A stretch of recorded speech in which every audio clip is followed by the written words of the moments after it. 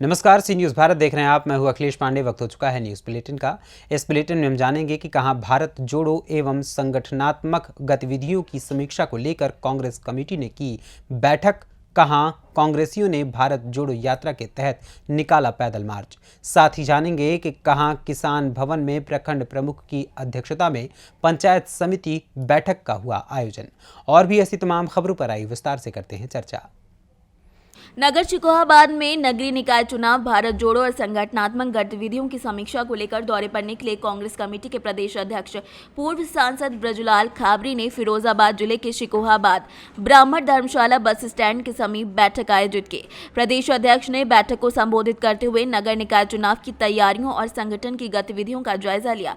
उन्होंने कहा कि नगर निकाय चुनाव नजदीक है। निकाय चुनाव में प्रदेश अध्यक्ष ने कांग्रेस जाति धर्म के बंधन को तोड़ते हुए सभी को साथ लेकर पूरी दमदारी से चुनाव लड़ेगी, ऐसा कहा।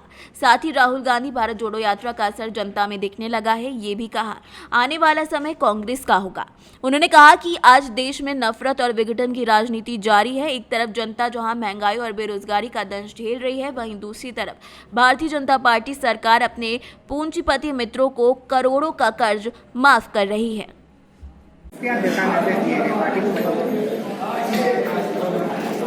आज जिस मकसद से हमने अपने साथियों को बुलाया था, उस मकसद की सारी जानकारी उनके बीच में रखी है।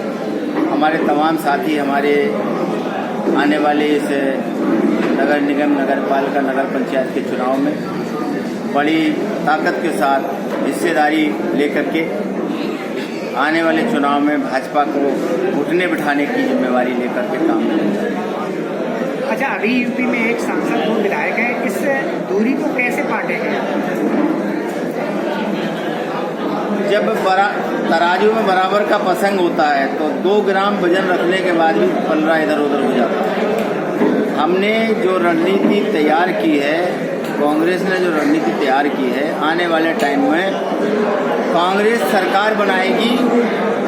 2 और 100 की बात अलग, सरकार बनाएगी कांग्रेस पूरे तरीके से।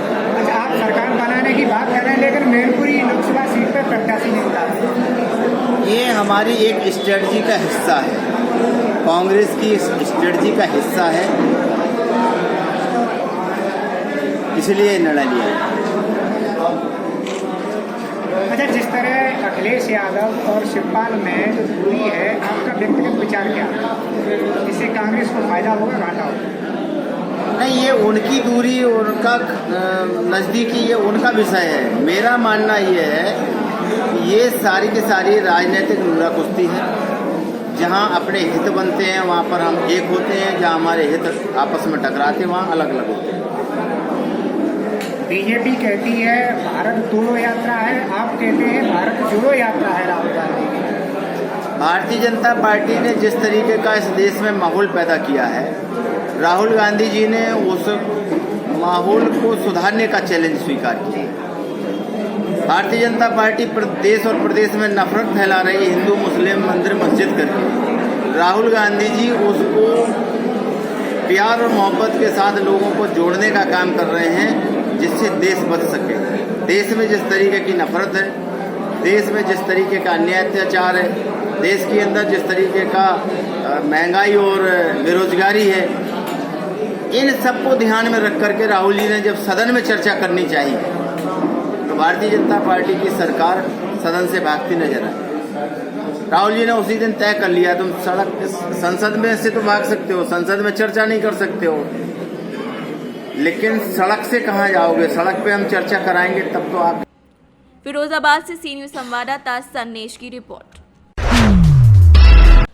बालूमाथ प्रखंड अंतर्गत बालू ग्राम में शुक्रवार को कांग्रेसियों ने भारत जोड़ो यात्रा के तहत पैदल चलकर एकजुटता का संदेश दिया। मिली जानकारी के अनुसार राहुल गांधी के नेतृत्व में चल रहे भारत जोड़ो यात्रा के तहत शुक्रवार को बालू पंचायत के कई टोला मोहल्ला में घूमकर एकजुटता का संदेश दिया। यात्रा के दौरान कांग्रेसियों ने कहा कि मोदी सरकार देश को जाति धर्म की बात कर तोड़ना चाह रही है, लेकिन इस देश के नागरिक इस सरकार की नीति और नीयत को समझ रही है।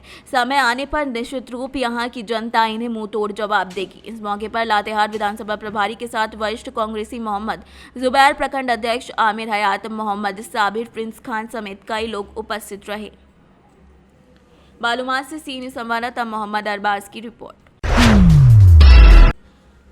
पूर्वी चंपारण जिले के तेतरिया प्रखंड स्थित किसान भवन में प्रखंड मुख्य विनय कुमार यादव की अध्यक्षता में पंचायत समिति बैठक का आयोजन किया गया। बैठक का संचालन करते हुए प्रखंड विकास पदाधिकारी जितेंद्र ने अनुपस्थित विभागीय पदाधिकारियों के प्रति नाराजगी जाहिर की। बैठक में पंचायत समिति सदस्य और मुखिया के द्वारा अपने क्षेत्र के विभिन्न मुद्दों को उठाया गया।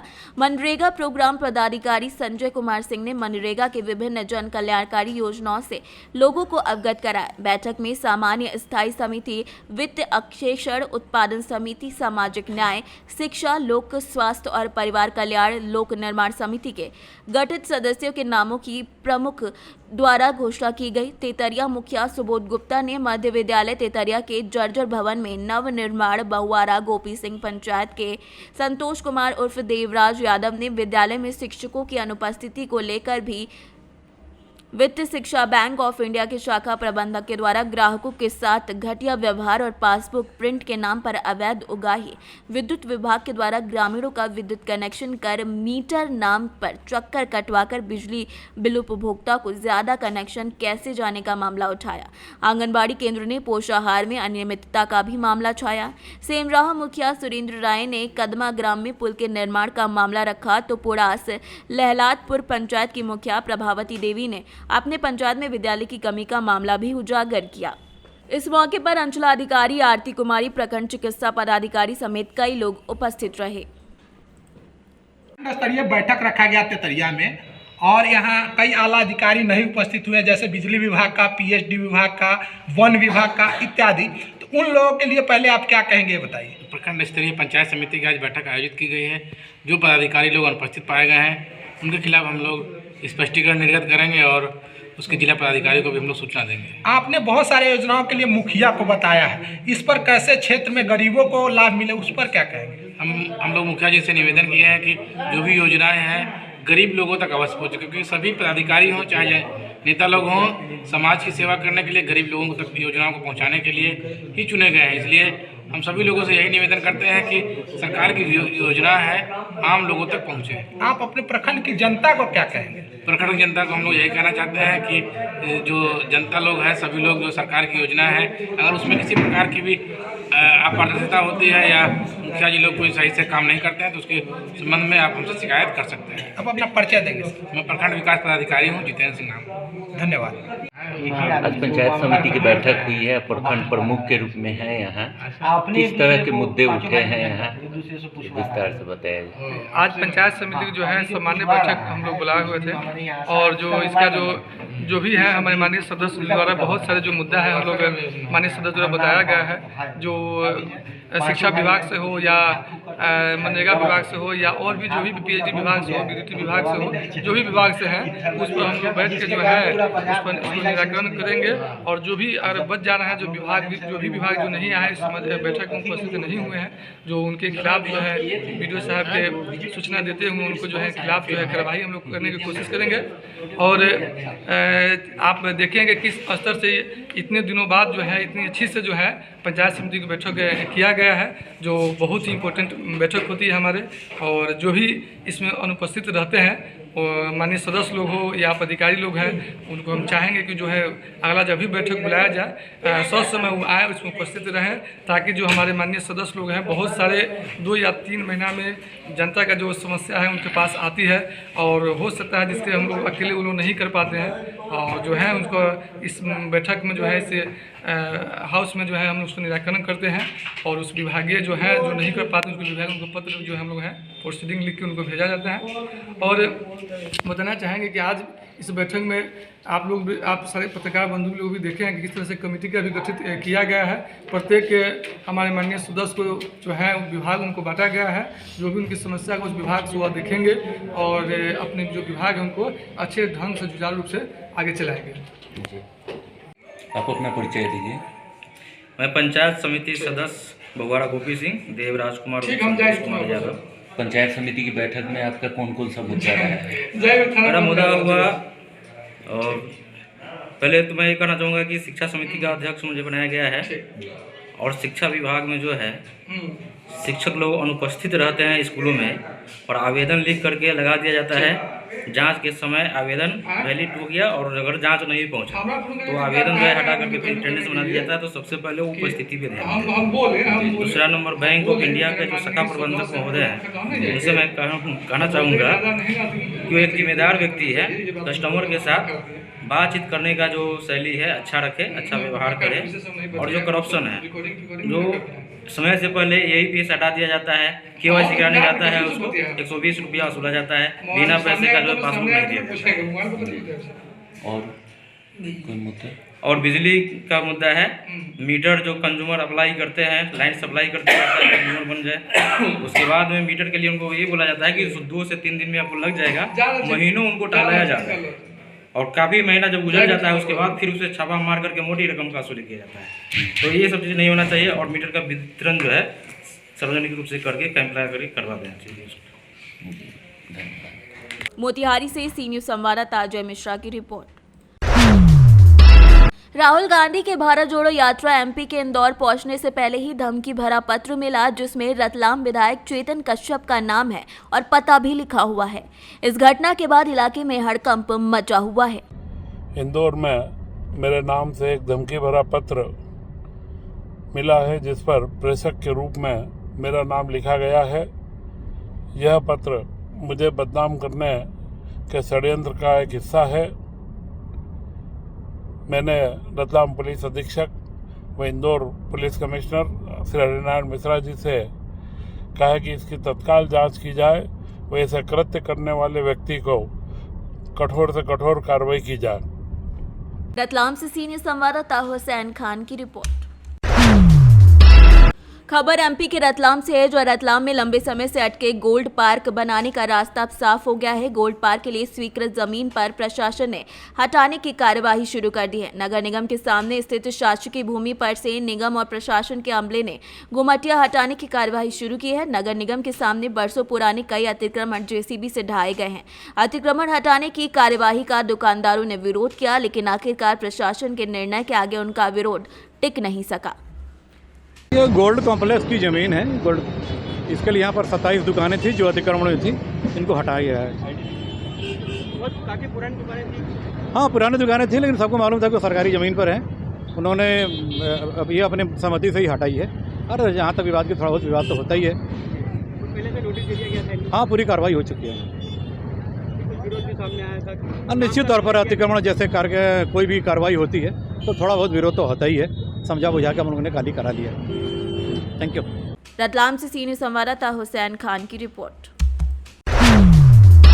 नेपाल में आगामी 20 नवंबर को होने जा रहे प्रतिनिधि सभा, संसदीय चुनाव और प्रदेश विधानसभा के लिए चुनाव को लेकर भारत नेपाल सीमा को 72 घंटे के लिए सील कर दिया गया है, जबकि आवश्यक सेवाओं के लिए आवागमन जारी रहेगा। नेपाल से भारत आने पर आधार कार्ड और भारत से नेपाल जाने पर नेपाली नागरिकता दिखाकर लोगों को पैदल ही आने जाने दिया जा रहा है। भारत और नेपाल के सुरक्षा कर्मी सीमा पर कड़ी चौकसी बरत रहे हैं। सीमा पर 72 घंटे आवागमन बंद रहेगा, जिसकी वजह से रुपईडीहा कस्बे में सन्नाटा पसरा हुआ है। नेपाल के नेपालगंज जिला बांके में 20 नवंबर को सुबह 7 बजे से मतदान शुरू होगा, जो शाम 5:30 बजे तक चलेगा। नेपाली सीमा जमुनाहा पर तैनात एक अधिकारी ने बताया कि नेपाल की तरफ से कड़ी सुरक्षा बरती जा रही है। साथ ही भारत के अधिकारियों से वार्ता कर हर गतिविधि पर नजर रखी जा रही है।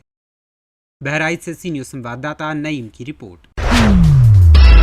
बहराइच के मेहरपुरवा नगर में हिंदू संगठनों ने दिल्ली में श्रद्धा, लखनऊ में निधि गुप्ता की हत्या को लेकर शांति मार्च निकाला। मेहरपुरवा नगर के शिवराम शाह मंदिर पर आज काफी संख्या में हिंदू संगठन के कार्यकर्ता एकत्रित हुए और दिल्ली में हुए श्रद्धा की आफताब द्वारा 35 टुकड़े करके निर्मम हत्या और लखनऊ के दुबग्गा में निधि गुप्ता की सूफियान द्वारा की गई हत्या को लेकर आक्रोश जाहिर किया। इस घटना को लेकर हिंदू संगठनों के कार्यकर्ता हाथों में मोमबत्ती लेकर मृतकाओं की आत्मा के लिए श्रद्धांजलि तथा हत्यारों को फांसी दो स्लोगन लिखी तख्तियां लेकर नगर में भ्रमण कर शांति मार्च निकाला। नगर भ्रमण के बाद हिंदू संगठन के सैकड़ों कार्यकर्ता वापस मिहीपुरवा कस्बे के मेन चौराहे पर आकर दोनों हत्यारों को फांसी दो के नारे लगाने लगे। हिंदू संगठन के कार्यकर्ता नगर भ्रमण के दौरान जोरदार नारों लव जिहाद बंद हो तथा श्रद्धा और निधि गुप्ता के हत्यारों को फांसी दो के नारों के साथ शांति मार्च को समाप्त किया।